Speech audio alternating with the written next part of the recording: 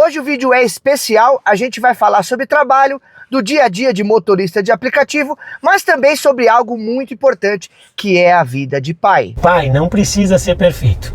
Por isso que eu falei de falhas. Todo mundo vai falhar, isso é do ser humano. Mas o pai precisa ser presente.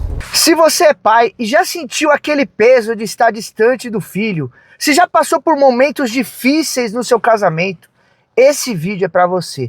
Bora acompanhar esse vídeo que vai ser um bate-papo com o Gerson, motorista de aplicativo.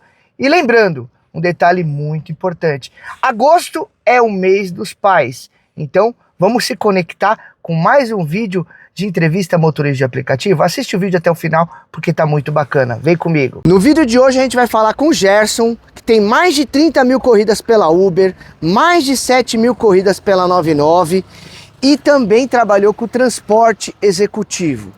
Além disso, a gente vai falar sobre o tema importantíssimo que é a paternidade. Aliás, que muitos de vocês sentem na pele. Como ser presente, ser um pai presente, como lidar com uma separação, por exemplo. Como ter tempo para o filho trabalhando 15, 16 horas por dia, que é a realidade de muitos motoristas de aplicativo. Então no vídeo de hoje a gente vai falar sobre isso. Primeiramente, muito obrigado, meu amigo Gerson. Se apresenta para a galera aí, dá um oi para eles e a gente vai fazer esse bate-papo aí bem bacana. Vamos lá? Eu que agradeço, Daniel. Olá, pessoal. Estou aqui. Eu já sou um pai feliz, realizado. Tenho 56 anos. Tenho uma história um pouco longa. Hoje vamos tratar só de uma parte. E espero ajudar vocês, contribuir muito com esse tema incrível, sensacional, que é a paternidade. É isso aí. Então vamos lá. Agora, como eu sempre falo, pessoal, vamos sair do sol, porque senão a gente vai ficar um pimentão. Aliás, você é mais branco que eu aqui, vai ficar vermelhinho se ficar um tempinho. Então vamos pra dentro? Vamos ficar dentro do seu carro, ó. Tem essa Creta aí, ó, bacana. E nós vamos falar um pouquinho sobre o carro também. Então vamos lá, pessoal, para esse tema aí, que é um tema extremamente importante, onde a gente vai bater esse papo bem legal. Mas vamos lá, meu amigo. E aí, Gerson? Quanto tempo, né? Tentando conversar contigo, a gente para encontrar ali os nossos horários, né? Parar no meio do serviço, tirar um tempinho para bater papo, é correria. Mas e aí, meu amigo, conta um pouquinho, quem é o Gerson? Vamos lá. Pois é, Daniel, a minha jornada é longa. Eu começo pelo fim. Sou um pai feliz, realizado. Fui pai através da adoção, algo que eu gosto sempre de contar. E nessa minha trajetória de vida, eu fui me preparando para esse momento. E no meio desse caminho, eu, já trabalhando há mais de 18 anos como motorista, no executivo atendendo empresas, eu entrei nos aplicativos e ainda estou aqui e fazendo outras coisas relacionadas à paternidade. Eu tenho então um podcast, eu tenho um programa de rádio, tenho um Instagram também com alguns resumos e alguns conteúdos extras. Isso tudo para ajudar o pai. Eu tenho formação acadêmica, eu estudei Direito e História, eu já dei aula em escola pública, eu trabalhei 14 anos em recursos humanos. Então tem bastante coisa aí que sempre veio para agregar e agora eu estou focando na produção desse conteúdo. Eu já escrevi um capítulo de um livro, eu estou escrevendo já um outro livro sobre paternidade, em breve será publicado e aí todos vão poder ter acesso. Tudo isso para ajudar os pais a aumentar o nível de consciência e como lidar com o dia a dia, porque o nosso dia a dia, de quem trabalha uma carga horária alta, é muitas vezes interpretado como uma barreira, uma limitação. Então eu não consigo me conectar com meu filho, eu não tenho tempo com meu filho, isso gera culpa, frustração. E esse meu conteúdo é para ajudar você, pai, você que ainda sonha, deseja ser pai, a trilhar o melhor caminho com mais consciência, força e tomada de decisão bem assertiva. Bom, como você trouxe essa introdução, você falou que é pai, foi pai, há quantos anos você é pai? Aí já tem quantos anos tem sua filha hoje? 10 anos. 10 anos. E aí você comentou que foi através da adoção, não é isso? E muitas pessoas que aqui assistem hoje também querem adotar um filho, ou querem ser pais, ou não, ainda não tiveram esse pontapé inicial para tentar uma gestação, ou não são casadas. Tem várias situações. Qual é o maior prêmio que você sentiu? Qual é o Gerson antes de ser pai e depois de ser pai? Essa é a primeira pergunta que eu quero te trazer também. E eu vou dizer o que eu sempre conto da minha história, que antes de ser pai o sonho já era muito forte, muito grande. Inclusive, eu falava que eu já tinha amor pelos meus filhos. Tanto que nós ficamos 6 anos na fila da adoção. Eu quero aproveitar, Daniel, para dizer que a adoção é um processo simples. Não tem nada de burocrático, de difícil, como é muito repetido. É um processo muito simples. A parte difícil da adoção é a fila de espera. Nós então ficamos 6 anos, só que a recompensa cobre tudo isso. Você me perguntou, Daniel, sobre o antes e depois.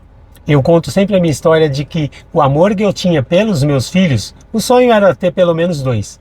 Já existia. Eu falo sempre sobre isso, que eu não precisei do relacionamento com o filho para gerar o amor. O amor já estava dentro de mim, só estava esperando o meu filho chegar. Tanto que, no dia que a psicóloga me ligou, que foi no dia 6 de fevereiro de 2015, à tarde, eu estava numa empresa, aguardando um passageiro, e quando ela me ligou para falar que tinha uma criança para adoção, o que já existia dentro de mim, esse amor, ele entrou em ebulição. Pode parecer romantismo isso, mas não é. Foi exatamente isso que aconteceu. Então, eu já amava a minha filha antes de saber como ela seria, se seria menino ou menina. E era realmente um sonho que eu vinha nutrindo e já planejando a realização. Então eu não tive um momento de transição, um fato, e que eu pudesse falar assim, olha, eu era de um determinado jeito, mais ansioso, mais agitado ou pouco responsável, e depois da paternidade, da chegada da minha filha, eu mudei. Isso não aconteceu. Eu tive uma alegria maior, uma felicidade maior, isso sim. Então eu passei a desfrutar da realização do meu sonho. Então vamos lá, legal. Eu fico bem feliz que você está falando sobre adoção, porque você acaba que traz aí a continuação do sonho de muitas pessoas que querem, né? Eu digo assim, é muito bom ser pai, eu amo ser pai, né? Acho que o maior amor que eu tive na minha vida foi depois que eu me tornei pai. E aí, eu quero trazer um pouquinho esse pro nosso bate-papo aqui, porque aqui eu falo sempre sobre aplicativo. Aliás, nós vamos falar sobre ganho, você vai me mostrar as corridas que você tem aí, 30 mil corridas, como você lida, tudo isso. Mas eu quero trazer esse lado para você que assiste. O nosso público aqui de motorista que me acompanha, 95% é homem, sabia? Segundo as métricas do próprio YouTube e do Instagram, 95%. E desses 95%, quantos são aqueles que acordam todos os dias falando, será que eu preciso ser um pai melhor? Será que eu preciso arrumar um tempo para estar com meu filho? Como você faz para lidar com essa sua rotina, que a gente sabe que não é fácil, dar atenção e ainda agora também ajudar através do seu trabalho de livro e também no seu podcast ajudar os pais a se tornarem pais melhores? Diz um pouquinho aí. Daniel, nós precisamos sempre de estratégias para otimizar o tempo e conduzir a nossa vida de uma maneira mais tranquila e aproveitá-la melhor. Eu vou já até dar uma dica. Eu fico fora de casa o dia todo, porém, durante o dia eu falo com a minha filha por vídeo ou chamada de ligação normal do telefone. Eu tenho, ela ainda não tem celular, ela tem o tablet, mas ela também acessa o celular da minha esposa, e o meu Fotos tem todas as fotos nossas, né? Desde o primeiro dia. Então, o próprio Fotos tem um recurso de mostrar todos os dias uma lembrança de alguns momentos e dias especiais. Nós fazemos isso periodicamente. Então, às vezes, a minha filha chega para mim e fala: papai, vamos ver as nossas fotos? Vamos, claro. Isso geralmente é à noite. Porém, durante o dia isso acontece. Então, o Fotos me manda o lembrete. Aí eu começo a olhar as fotos e eu separo algumas e mando para o celular da minha esposa. E ela está sempre de olho lá no celular da minha esposa. O toque do meu celular, das minhas mensagens, é um toque diferente. Ela já sabe, o papai mandou alguma coisa. Ela já vai lá bisbilhotar e vê a foto. E quando eu chego à noite, ela comenta, às vezes durante o dia, quando nos falamos: papai, por que você mandou aquela foto? O que aconteceu e tal? Então, foi uma estratégia que eu usei e foi proposital, tá? Foi intencional isso. Desde pequenininha, eu revi essas fotos com ela. Inclusive, ela tinha uma rejeição para tirar fotos. Não gostava. E eu falava que era importante, e aí ela curte muito as fotos. Então, mesmo estando fora, durante o dia, eu estou conectado com ela. E aí, da onde surgiu a ideia de você criar aí uma voz através do seu podcast e também de escrever livros para ajudar os pais a se tornarem pessoas melhores e poderem lidar com as dificuldades, né? Porque ninguém aprende sabendo como ser pai. A gente vai... Aliás, pode até ser que tenha lá dentro um DNA ou um chipzinho lá no fundo de cada um de nós, mas a gente vai aprendendo no dia a dia. Como que você decidiu isso? Essa sua última parte da fala aí foi impressionante e muito interessante. Porque o que eu falo? Nós fomos construídos para ser pais. Então eu acredito no criacionismo. Deus criou o homem com tudo o que ele precisa para ser um bom pai. Não existe manual e não precisa de manual. Por quê? Nós somos indivíduos. Não existe ninguém igual a ninguém. Então um manual estragaria a relação pai e filho, porque não precisa. Cada um vai desenvolver o seu próprio método. O pai, ele pode inclusive ser mentor, deve ser mentor do filho, porque ele foi filho, ou ainda é, e ele sabe como é ser filho. Então ele conhece os dois lados. É lógico que é um aprendizado. No desenvolvimento humano, que eu entrei em 2023, eu comecei a fazer algumas formações, e eu tive que escolher um tema para palestrar. Então esse tema se conecta muito. Eu tenho meu pai vivo ainda, já vai fazer 92 anos em dezembro. E eu tive meus problemas com meu pai na adolescência, aquela vida normal. Como todo mundo tem. Isso, vida normal. Só que eu, ainda na adolescência, tomei uma decisão que comigo seria diferente. E hoje, com a consciência que eu tenho já de adulto e estudando, eu não só faço diferente, eu faço de forma livre. Então eu estudo, eu absorvo conhecimentos de muitos especialistas, e hoje eu sou um especialista já, e com isso eu vou formando, moldando o meu jeito de ser pai e entregando a melhor paternidade que eu consigo para minha filha, ainda que com falhas. Pai não precisa ser perfeito. Por isso que eu falei de falhas. Todo mundo vai falhar, isso é do ser humano. Mas o pai precisa ser presente. A conexão emocional é a base do relacionamento pai e filho. Então, Gerson, o que acontece muito aqui, e eu tenho a possibilidade de conversar com muitos motoristas, infelizmente, essa rotina é difícil, porque muita gente vinha do CLT, quando vem para o aplicativo, nem sempre a família entende como é trabalhar aqui, porque muitas horas é puxado, e aí acaba a briga e separa.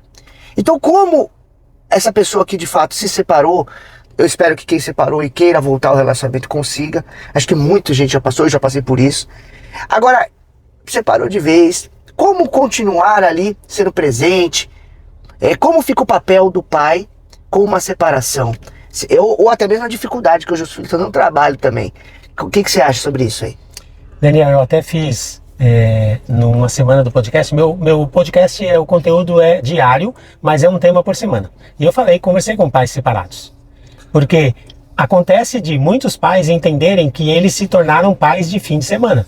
Isso não é real. Como eu falei antes da estratégia de conexão com a minha filha, se o pai já tinha uma estratégia, ele vai continuar com essa estratégia, mesmo estando separado. Se ele não tinha, ele vai criar agora. Então, quando ele estiver com os filhos, por exemplo, no final de semana, ele vai poder criar rotinas para manter a conexão durante a semana. Então ele vai tirar fotos, no meio da semana ele vai poder encaminhar essas fotos para os filhos e se mostrar presente. Então o que você disse sobre estar aqui dentro do carro, entre uma corrida e outra, você pode mandar uma mensagem, você pode conversar com seu filho, matar a saudade numa ligação e organizar também o seu tempo para passar com a criança. No caso de pais separados, a justiça normalmente coloca como lei, eu acho que é um final de semana sim ou não, se eu não me engano, acho que é isso, né? E aí, o final de semana, o motorista que vai falar, mas final de semana é o dia que eu mais fatura. Tem cara que pensa assim ainda. Não, você é pai, você tem o papel de pai, e aí você tem que se organizar, meu amigo, não tem jeito. Agora, vamos lá.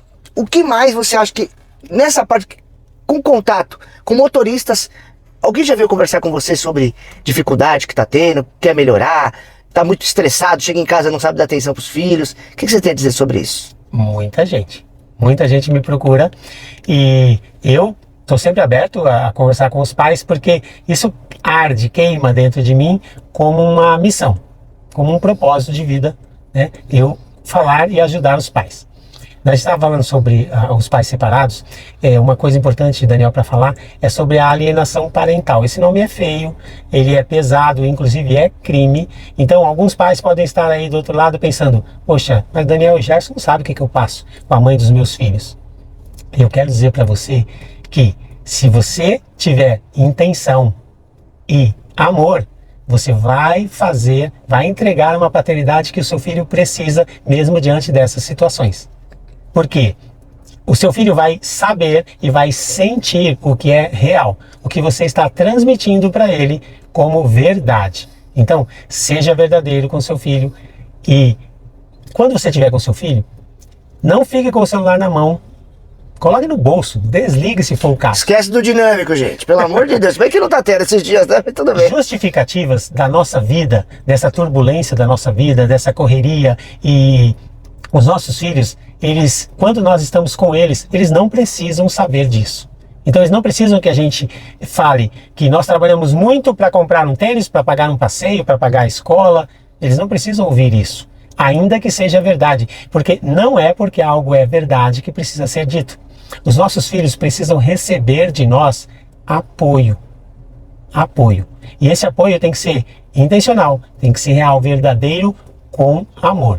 Daniel, então, é muito importante a gente falar sobre o que acontece com a maternidade e a paternidade. A sociedade como um todo valoriza, endeusa a mãe, e não tem problema nenhum nisso, mas minimiza, reduz o papel do pai, ridiculariza. Eu sei que nós temos diversos problemas porque o menino não é treinado para ser pai. A menina é treinada para ser mãe, por exemplo, brincando de boneca. Mas o menino não. O menino não é treinado para ser pai. Então, a sociedade cobra demais da menina para que ela seja mãe e não cobra do menino para que ele seja pai. Então, ele não é treinado para isso. Isso é um problemão. Então, eu atribuo até parte da responsabilidade a todos nós como sociedade. Então, a maternidade ser endeusada não tem problema. Agora, a paternidade ser reduzida, isso é um problemão. O homem hoje, como regra, está fragilizado. Então, o que a sociedade faz, por exemplo, quando uma mulher rejeita um filho ou abandona um filho? Cai o mundo em cima dela. E quando um pai, um homem, abandona um filho? Ele ouve o quê? É mais um sem vergonha. Homem é tudo igual. Homem não tem jeito. É assim mesmo e não vai mudar. Então, o homem precisa de apoio, o pai precisa de apoio. E eu estou aqui com o meu conteúdo para apoiar os pais e gerar mais consciência, trabalhar toda essa questão, se desenvolver para que consiga entregar e mudar. A gente precisa reverter, e eu tenho muita fé, Daniel, que a gente consegue reverter essa situação e um dia a paternidade ser conversada como a maternidade é. Todo mundo fala sobre a maternidade, né? É verdade. Todo mundo. Agora, sobre a paternidade, nem os pais falam. Agora, algo muito interessante, que eu até a gente estava conversando um pouquinho antes, de como o processo se repete na vida do indivíduo. E essa é uma consciência que as pessoas precisam ter. Então, por exemplo, os traumas do passado, por exemplo, pais que têm traumas, precisam tomar muito cuidado para não transferir esse trauma pro filho, ou seja, repetir aquele ciclo. Ou seja, se você teve um pai violento, você precisa tomar cuidado para não se tornar um pai violento, né? Pro seu filho não se tornar um homem violento, né? Esse tipo de coisa também é importante. O que você acha sobre isso? Eu estou escrevendo sobre isso e estou montando a minha mentoria exatamente sobre a repetição de padrão na paternidade. Isso é um problema gravíssimo e muito disso é inconsciente, Daniel. Ou seja, as pessoas fazem e nem percebem. Ou seja, você que tá com muita dificuldade, às vezes você tá tomando atitude que você acha que é certa, mas às vezes inconscientemente você pode estar falhando, né? E nós somos falhos, né? Gerson, vamos lá. Quais são as suas redes sociais? A gente vai entrar agora no assunto dos aplicativos, né? Mas eu queria falar sobre Contas Corridas, o que ele pensa de Uber, porque a gente falou bastante sobre esse tema e eu quero também trazer ele um pouquinho para o aplicativo, como ele está conciliando com a paternidade. Mas quais as redes sociais para quem quer te seguir, saber do seu trabalho, no seu podcast que está no Spotify também, você tem, né? Exato. Você pode escutar. Cada episódio é uma nova lição. Fala um pouquinho sobre isso. Bom, vou começar então pelo podcast que está no Spotify. Para você que quer consumir esse conteúdo, eu vou dizer que são apenas 2 minutos por dia, mas é todo dia. Então, mesmo em qualquer momento você pode acompanhar esse conteúdo e você vai se enriquecer. No Instagram, você me encontra como Gerson Mendes Coach. E lá eu trago resumo do podcast e outros materiais complementares. Voltando no podcast, Daniel, para encontrar o podcast no Spotify, basta escrever Ponto do Pai, marcando pontos na jornada paterna. Bom, Gerson, agora vamos falar um pouquinho sobre os aplicativos. 30 mil corridas na Uber, 7 mil corridas na 99, 7 anos trabalhando, quase 8 anos como motorista de aplicativo, já trabalhou com transporte executivo. Vamos falar um pouquinho sobre isso agora? Vamos sim. Mas antes, Daniel, eu queria só concluir dizendo que para você, pai, que está passando por uma dificuldade, uma separação, ou você que perdeu a conexão com o seu filho, tudo isso tem solução. Quando você assumir a sua paternidade, essas coisas vão se tornar comuns, como você paga um boleto, que é um problema, mas você resolve. Se tem problema no carro, você também leva no mecânico, conserta, paga e resolve. Quando você assumir a paternidade como ela deve ser, você vai encarar e resolver os problemas com seu filho de maneira mais tranquila. E eu estou aqui para te apoiar, para caminhar com você, se assim você desejar. É isso aí. Obrigado por falar sobre esse assunto. Aliás, foi um tema que eu quis buscar porque eu tenho uma conexão com muito motorista. Eu vejo muita gente se separando. É muita gente com a vida tumultuada, que a cultura, infelizmente, no brasileiro passa por isso. A gente sabe, né? Então, saiba que existe solução e que se você tiver fé, paciência, não fazer nada de cabeça pesada e quente, tudo vai dar certo. Tá bom? Mas o recado tá dado, segue o Gerson que ele vai dar muita dica legal. Agora eu quero saber, e aí, aplicativo? Mostra aí quantas corridas você tem pra mim ver aí. Pois vamos começar aqui, ó. 499 a nota, a gente trabalha no Black, né? 30.656, 7 anos e 3 meses. Pois é. Bastante, até entrega, ó, 185 entregas. E mais aproximadamente 7 mil corridas na 99, na 99, houve ainda na Cabify. Cabify. Eu comecei na Cabify. Olha aí, nossa, faz tempo, na Cabify por várias razões. Eu queria aproveitar e fazer um reconhecimento público aqui, Daniel, porque eu conheci você, a primeira vez que eu tive contato com você foi num posto de gasolina lá na Marginal, em 2018. Faz tempo, hein, já. Faz bastante. E eu acompanhava o seu conteúdo antes de me tornar motorista de aplicativo. Porque quando eu tive a ideia de trabalhar como motorista de aplicativo, eu falei, bom, mas eu vou começar assim do nada, sem saber nada, não tem como. Eu fui atrás de conhecimento e quem eu encontrei? O Daniel. Olha aí. E, gente, ó, isso é real, eu não estou falando porque eu estou gravando com ele. Isso é exatamente o que aconteceu. Então o conteúdo do Daniel é incrível. Bom, você já conhece. Mas se alguém ainda tem um pé atrás com o Daniel, eu conheço o Daniel de verdade. Sim. Ele é meu amigo pessoal. Cara, o conteúdo do Daniel é verdadeiro. Verdadeiro. Você só tem a ganhar acompanhando o Daniel aqui no canal. Ó, gente, é até legal o que ele tá falando. Às vezes o pessoal acha que eu sou o pessoal me vê, às vezes, em algum lugar, acha que eu sou um astronauta. Ou um bicho, ou um ET, sei lá. Cara, eu não sou muito bonito, mas também não precisa dar tanto, né, gente? A gente hoje faz parte de um grupo, tá? Com poucos amigos. E através da internet ali, comentário, participou de salas quando eu fazia no Stop Club, né? Sim. A gente foi conversando, pegando afinidade e cara, a gente Eu sempre digo pra galera, veio um colega agora mesmo conversar com a gente. Então, somos todos iguais. Somos diferentes, temos as nossas diferenças, mas todo mundo é igual. Então, esse negócio de, o Daniel tá na internet, é melhor, é intocável, não existe isso, gente. Todo mundo aqui, o intuito da gente é se ajudar. Da mesma forma como nesse vídeo, eu trouxe o Gerson para tentar ajudar a galera que tá tendo aí dificuldade ou quer melhorar sendo um pai presente, um pai melhor. Então, obrigado pelo esse toque, fico feliz. E vamos lá, Voltando a Cabify. Então, comecei na Cabify por quê? Eu não confiava muito, inclusive eu não deixava minha esposa e minha filha usar carro de aplicativo, porque tinha aquela briga com os táxis, né? Então eu me sentia inseguro. Eu entrei então na Cabify por quê? A Cabify prometia segurança, pagamento apenas no cartão e realmente, olha, eu não fiquei sabendo de casos de assalto na Cabify. E nem casos de assédio, nem nada disso também. Pois é. Você se lembra do treinamento que eles davam? Não sei se você chegou a passar por isso. Fiz o treinamento, tive que ir lá apresentar o carro, eles faziam vistoria no carro. Até o retrovisor, eles pediam para você tirar o foco do olhar.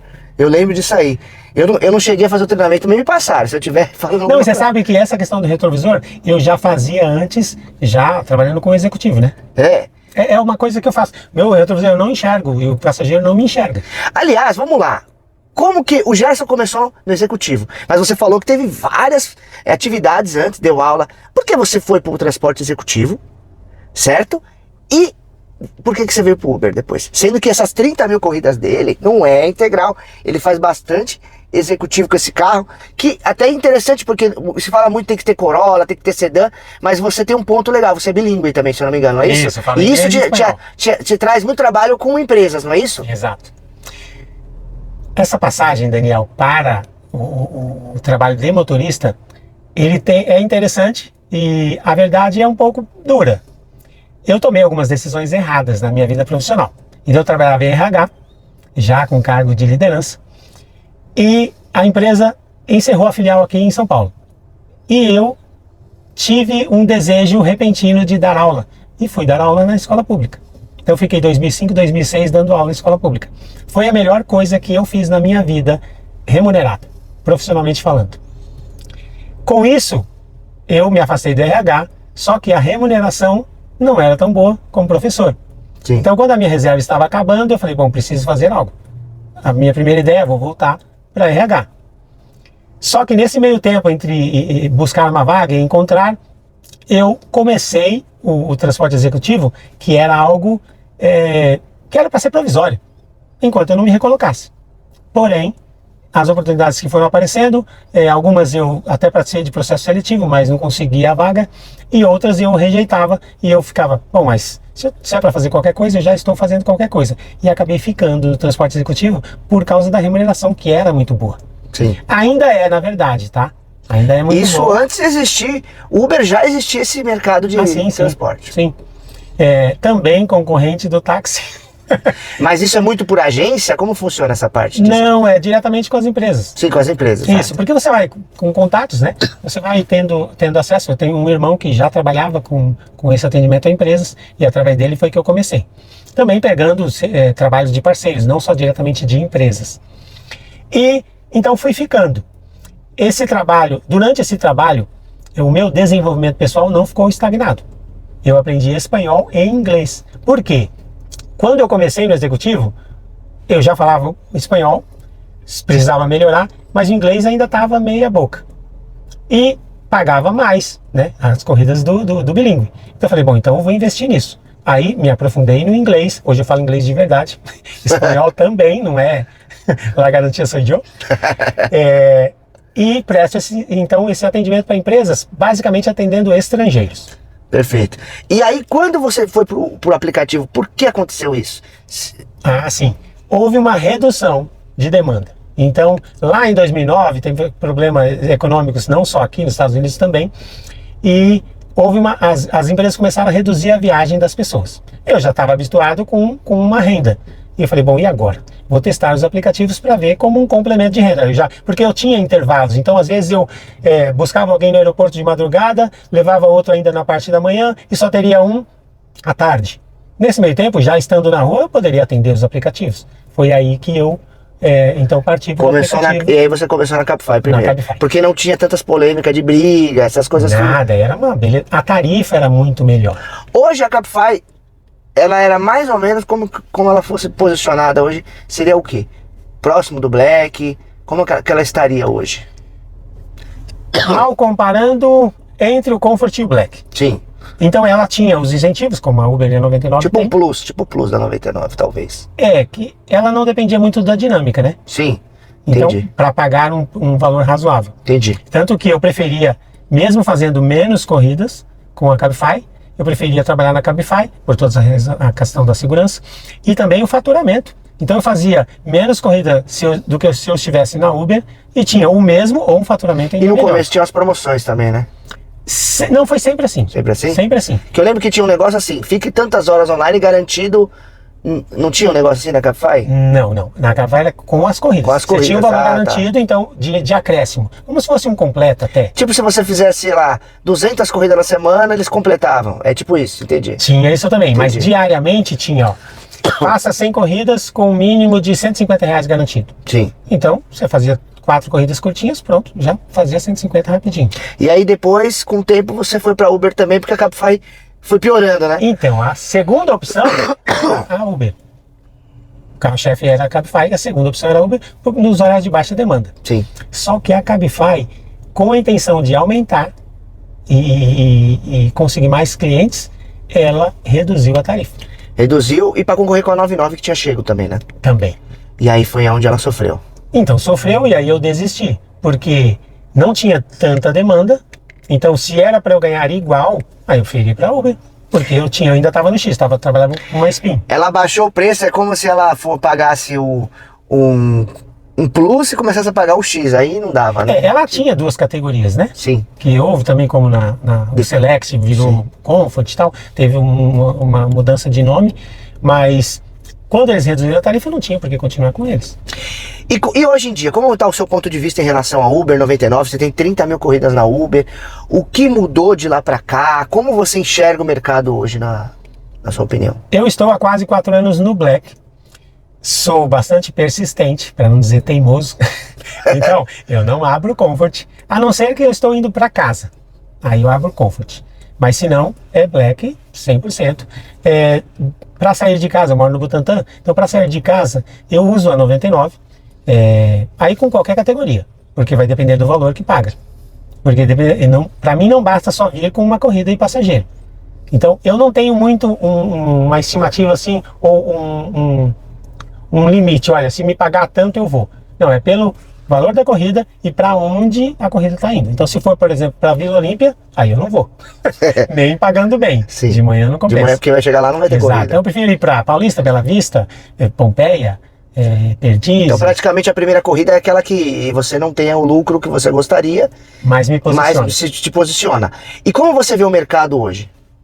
Na sua opinião? O mercado tá fraco. Tá fraco. E não é geral, né? A gente acompanha outros motoristas de Economia, outras toda categorias. E então reduziu, real. Não é só porque é julho. Porque ó, julho e janeiro é fraco também no executivo, tá? Então a cidade dá uma arrefecida, né? O táxi também é fraco. Isso, é geral, o comércio. E no geral, essa redução impacta muito. E eu vou aproveitar, Daniel, e falar o seguinte: mexe muito com o emocional.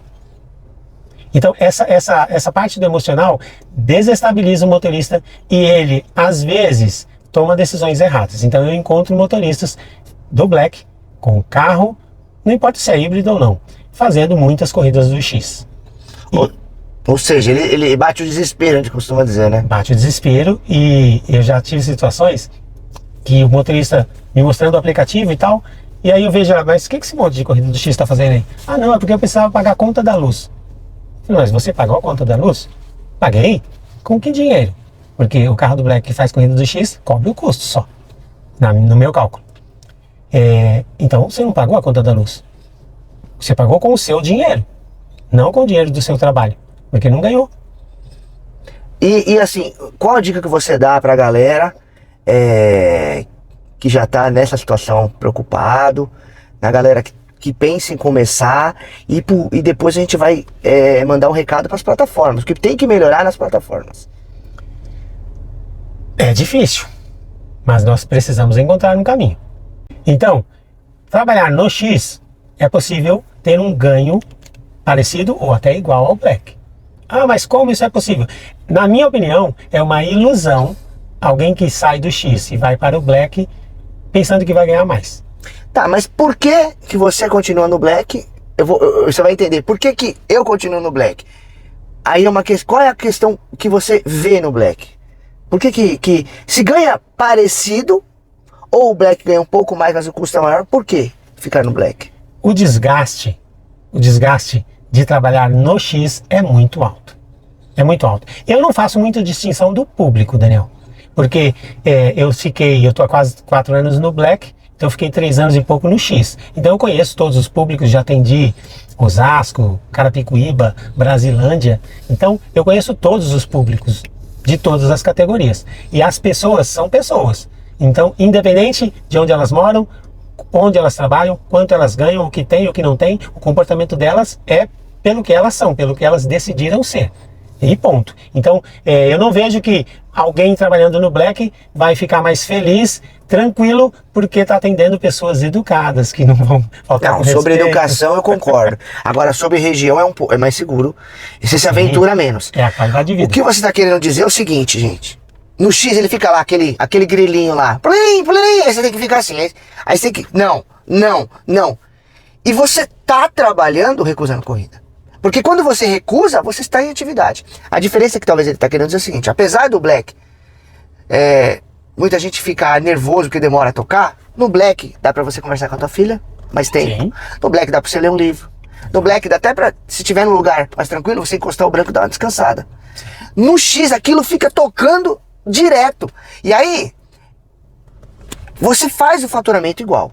Roda muito mais, mas é mais estressante nesse sentido. É isso que você quer dizer, né? Sim. Então o Black ele se torna mais qualidade de vida no aspecto de, tipo assim, eu faço 25 corridas, toca menos, tem um intervalo de 10, 15 minutos, meia hora, eu respiro, dá pra esticar as pernas. É mais nesse sentido, é mais sossegado, é isso?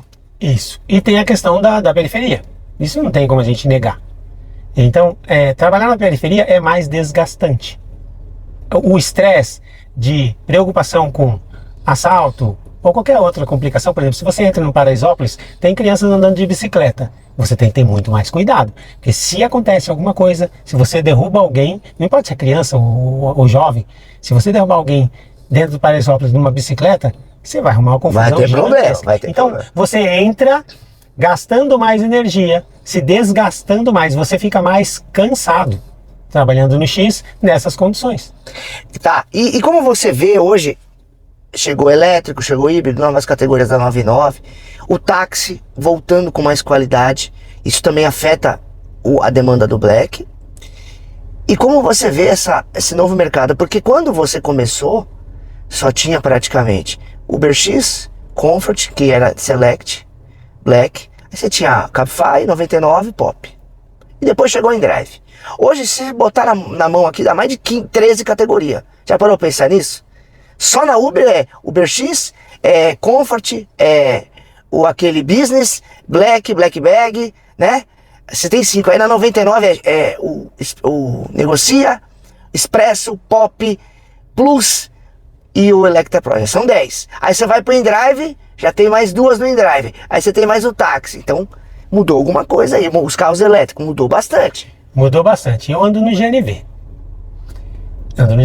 Então eu tenho uma flexibilidade para poder, com essa redução de custo, até ter mais tranquilidade para me manter 100% no Black.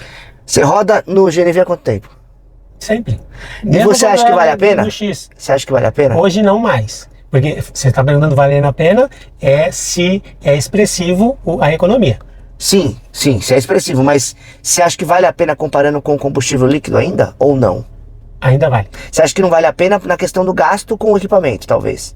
Hoje vale para quem já tem instalado. Sim. Eu acredito que para instalar, não. Aí já fica mais pesado, né?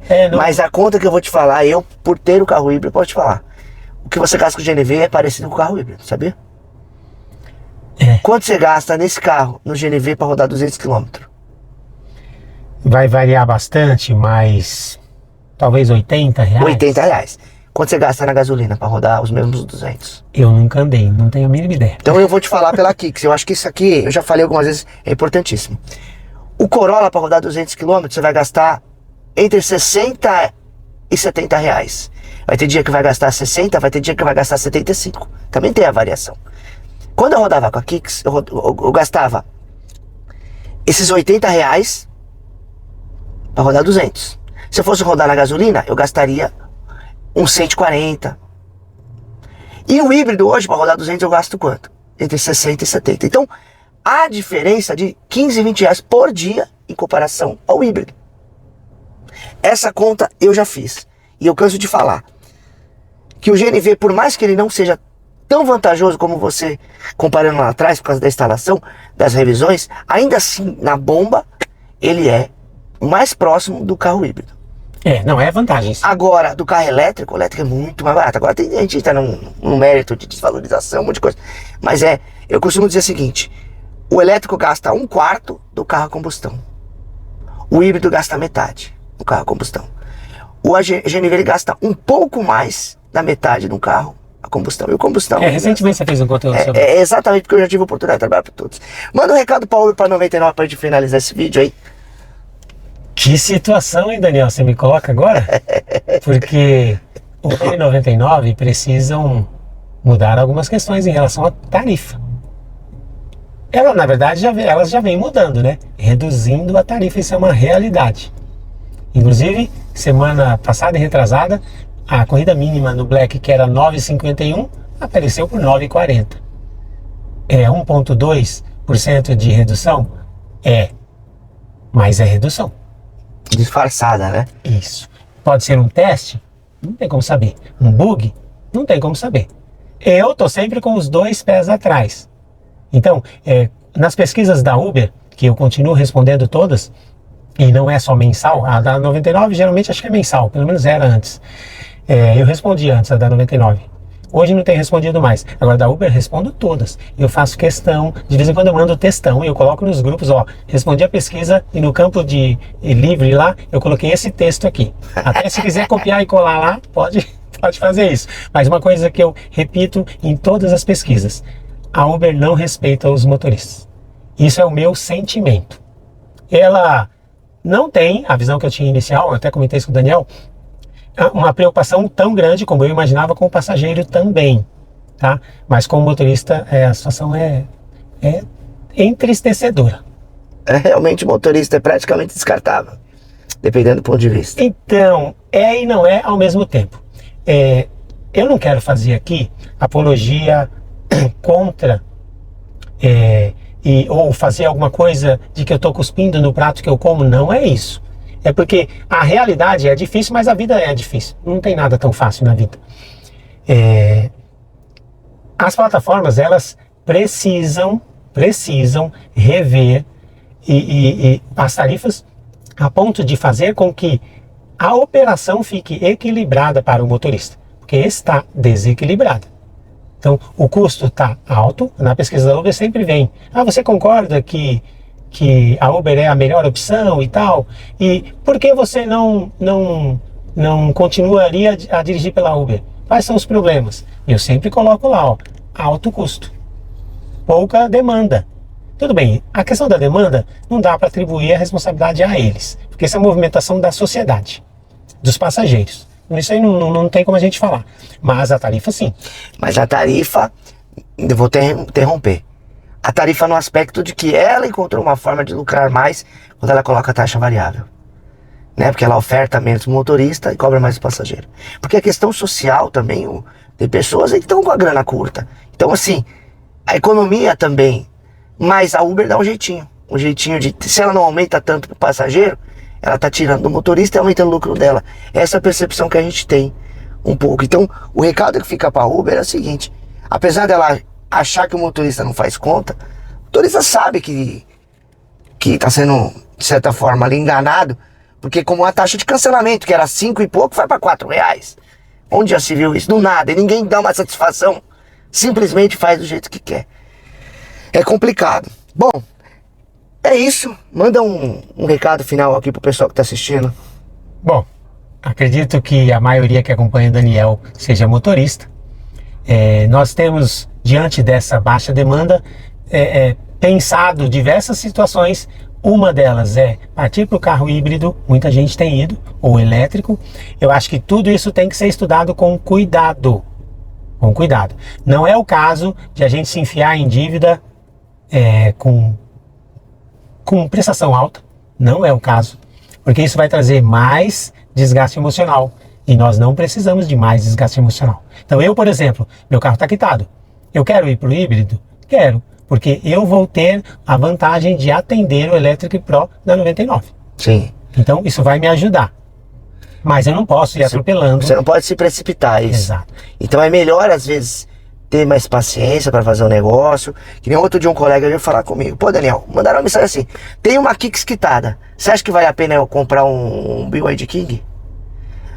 A pergunta é muito vaga, né? Eu falei assim, eu não sei quantos quilômetros, como que tá o carro, se o carro tá dando trabalho, se tá dando manutenção ou não. Também tem isso. A pergunta é que eu faço sempre para alguém que me fala assim, meu carro tá quitado, principalmente no Black, eu quero comprar um carro elétrico. A pergunta que eu faço é o seguinte, você consegue segurar mais 6 meses? E pôr pra vender o teu carro no particular, porque só aí você deixa de perder dinheiro. Porque se você for na empolgação, você entrega o teu carro na loja, você já vai perder um baita dinheiro no carro. E aí você vai financiar outro carro, vai economizar no combustível, vai ter um carro mais legal. Só que a pergunta é, seu carro tá quitado, você aguenta mais 6 meses? Eu sempre falo, 1 ano, você aguenta mais 1 ano? Tá, mas vai quebrar, mas você vai gastar quanto quando quebrar? 3 mil, 4 mil? Se você pegar esse dinheiro que você vai pagar na prestação, tira a parte da economia do combustível, pega, você ia pagar 2.500 de parcela no outro carro, vamos colocar assim. Se você guardar 1.500, 2.000 reais, nesse valor, nesses 6, 7, 8 meses, e vender o teu carro no particular, você vai ganhar uns 10 mil reais na venda do carro do particular, mais esse dinheiro. Você vai pegar esse dinheiro todo, aí sim você vai fazer uma parcela que ia ser 2,5, vai cair para um pau e 800. Então a matemática tá para isso. E a gente não tem que fazer mau negócio. Todo mundo, entenda uma coisa, até eu divulgo, eu tenho parceria com loja de carro, mas eu sempre deixo claro uma coisa, todo mundo vai ter que trocar de carro uma hora, ponto. Sim.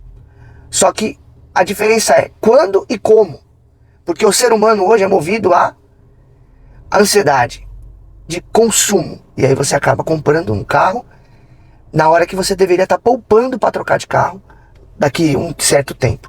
Então faça as coisas com mais cabeça no lugar, eu sempre falo isso. Sim, porque nós temos na nossa cultura o eu vou comprar porque eu consigo pagar. Essa não é a lógica ideal para nós. É pé no chão. Eu agrego a tudo que você falou aí, ô Daniel, nesses 6 meses que você sugere, sim, ou até 1 ano, a pessoa se policiar com os pequenos gastos. Porque senão o dinheiro vai para outro lugar. Exatamente. E aliás, para concluir esse vídeo, uma coisa que eu falo muito, para quem está começando, você saiu do CLT ou de outra atividade, vai para o aplicativo, dinheiro na mão. Poxa, tô fazendo 400 reais por dia, gastando ali, tá sobrando 250 por dia, vamos colocar dessa forma. Tirando a gasolina e tal. Não é esse dinheiro, não é livre. Tem outros gastos. E aí a pessoa, ela trabalha. Tem muita gente que trabalha, começa no aplicativo outubro. Aí pega outubro, novembro, dezembro. Vai lá, compra uma televisão de 50 polegadas pra casa. Chega janeiro. Vocês entenderam, né, gente? É isso, Gerson. Meu amigo, tamo junto. Muito obrigado. Segue o Gerson. Mais uma vez, qual que é o nome da rede social lá? Olha, no Instagram, Gerson Mendes Coach. No Spotify, o conteúdo incrível sobre paternidade é o Ponto do Pai, marcando pontos na jornada paterna. 2 minutos só por dia. É isso aí. Se você não tiver 2 minutos, como você vai ter 2 minutos pro seu filho também, não é verdade? Pois é. É isso aí, gente. Tamo juntos e até mais. Valeu, tchau.